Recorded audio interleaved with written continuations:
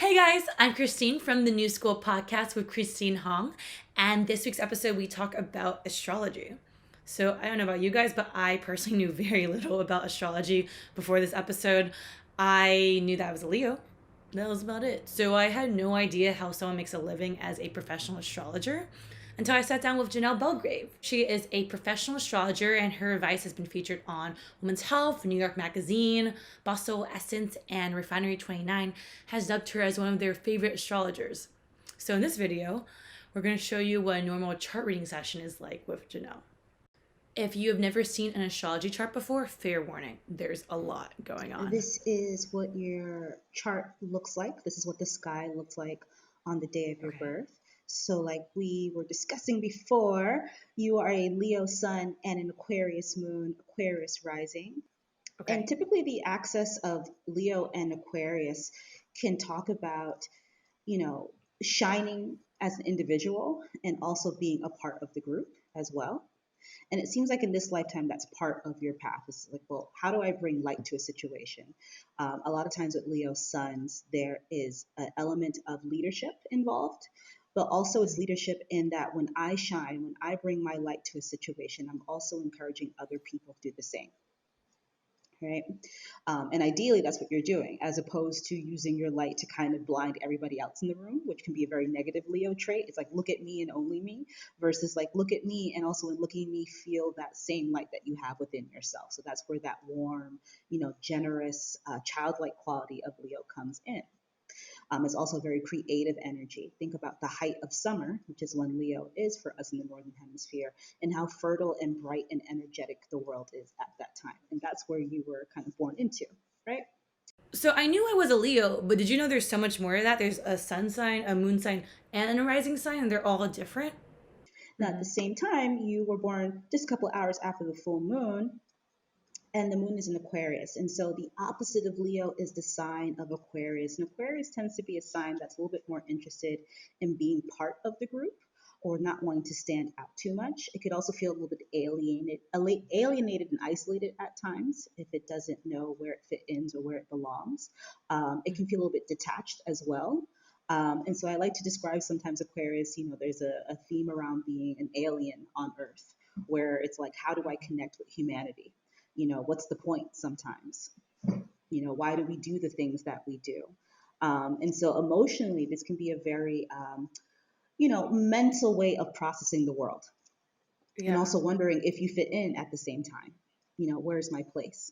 Yeah. And at the same time, also thinking, well, how do I bring my light to the situation or how do I make it better for everybody? It's not just about me. Even though I am this bright Leo sun, at the same time, I'm emotionally invested in the group and Hmm. everyone else as well. Also, I didn't realize that all the planets signify something like Mercury, Venus, and Mars.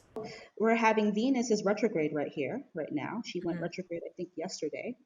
And so Yeah. everyone's talking about, relationships and old lovers coming back and this, that, and the other. And yes, that is true. And for you, that might be a thing for sure, because Venus is in your fifth house of romance and creativity and having a good time.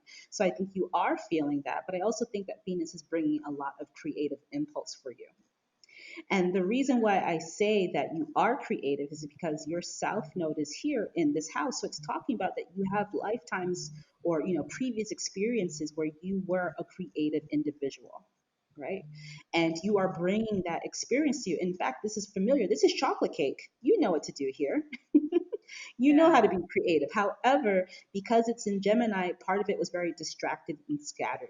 It didn't have a focus. It didn't have a purpose. It was just creating to create, most likely talking to talk, because it is in the sign of Gemini. So it might have been the case where you have tons of ideas, tons of things to do, done tons of ideas in terms of creative work and things of that nature, but they don't have any focus or any way of, producing anything of value, more or less.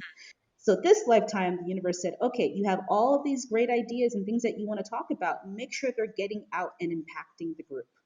And I didn't realize that even Saturn, Uranus, and Pluto are involved. So you were born with Capricorn on the 12th house behind the scenes and Neptune and Uranus here. And this is a conjunction that marks a generation. So these are outer planets. And depending on Yeah. how they interact with your natal chart specifically, Yeah. it's you're going to feel it in different ways, right? So some kids have it very prominent and they're very attuned to it, and some people don't. For you, it depends. You may not be aware of how in tuned you are with this idea of merging the arts, which is Hmm. Neptune, and imagination with change Yeah. and technology. And one of the manifestations of this was electronic music, for example, right? So Neptune, Hmm. art, music, and Uranus, technology, was taking technology and turning it into music. Another Really? manifestation of this was Uranus and Neptune, I think in the sign of Pisces, and that brought on the age of digital photography, Oh. right? So for you, it's about questioning what was going on in Capricorn here. I'm not sure what was happening in 1993. That was a merger of tech and art. And also for you, considering what does that mean for you behind the scenes, because the 12th house is where we're unconscious of these things, right? Everyone else might be able to see this in you, but you may not be always aware of it. So you might want to think about all the different ways in which you want to break down art and technology and turn it into something else and turn it into something practical and useful, because that's what Capricorn wants to do. He wants things to last and he wants them to have value and use. So for you, you're probably thinking about in what ways can I get these things to work together? And then another step forward, or that we can take with this is what planet rules over the sign of Capricorn? And for that, that would be Saturn. And so for you, I think part of this is related to your desire to help humans and humanity and do good deeds for the group. So I would think part of your secret dream is merging something artistic and technological that helps the group. And that's something that you feel a personal responsibility and attachment to. So is Did you there read my something? interview that came out last week? No. That was like literally what I was talking about. They're like, "What are you up to now?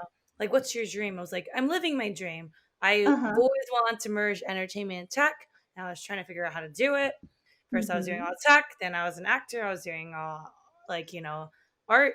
Now, I'm like Mm-hmm. working on a podcast and a podcast discovery app because I want an Mm-hmm. app that will last a long time that will affect a lot of people. But I wanted a tech app in the media space. Yeah. Perfect. So, because of those newsletters, I always thought astrology was purposely very vague so that it could apply to anyone. But Janelle was getting very specific about certain dates and facts about Your me. creativity and this house is going to be super activated because Venus has been in Gemini since April 3rd, I want to say, and she's going to be there until August 7th, because Mars is going to be here from end of June until January. So, I was shocked when she said this because these were actually very significant years in my There life. was more responsibility given to you at a certain age, most likely. I would say possibly around the ages of 11 was probably when you started to get a little bit more responsibility on your plate. And then again at 17, possibly again. And then, are you 28 yet? Not quite, but 28 will be another big year for you. He's been in Pisces since, geez, 2010, 11, roughly. Uranus right now is in Taurus down here, and he's going to be there until like 2026. I was also surprised how much math was involved in astrology, which really spoke to the left brain computer nerd inside of me. How did You you know know, that? there's some magical math involved in here, but I'm sure they're like, hey, kid, you got to grow up a little bit sooner than we'd like you to, but you have to. It's for your Yeah. own growth. We can see the ages of the planets at the degree, right? So 17, Okay. 28, and the difference between these two is 11 degrees. So around the age of 11, you became more mature or were heading into more mature responsibility in your lifetime. Your Saturn is at 28 degrees of Aquarius, okay? There is a fixed star called Regulus that hangs out opposite to that point at 29 degrees of Leo. And so for us, that's a direct opposition, 180 degrees, roughly, give or take. And here you can see between 21 degrees of Cancer, opposite 19 degrees of Capricorn, it's roughly 108 degrees. So it's the job of astrologer to not only read you your chart, but also illustrate what it means. So this is why, depending on which astrologer you choose, you can get different illustrations of your chart reading. And so the moon and Saturn are kind of the opposites. The moon wants to be soft and cuddly and she wants to take care of you, and Saturn wants to discipline you. So for you, emotional support or emotion, being nurtured might come in the form of discipline. The South Node tends to take things out. Remember, it's the dragon's tail. We tend to, things Yeah. poop out. Yeah. Things leave, right? So basically, I always think of conjunctions of like Sailor Moon when her and the sailor, her team got together behind her, and she's holding the scepter, and they all put their hands over the scepter together. Yeah. That's what the conjunction kind of works like. It's like we're all focusing our energy together because we're in the same group, the same cluster, and we're focusing our different energies into one energy, essentially.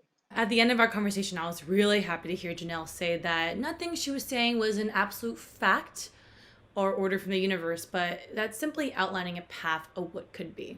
Like that's the thing about astrology that I love is that there's always free will. You don't have to do anything that I said.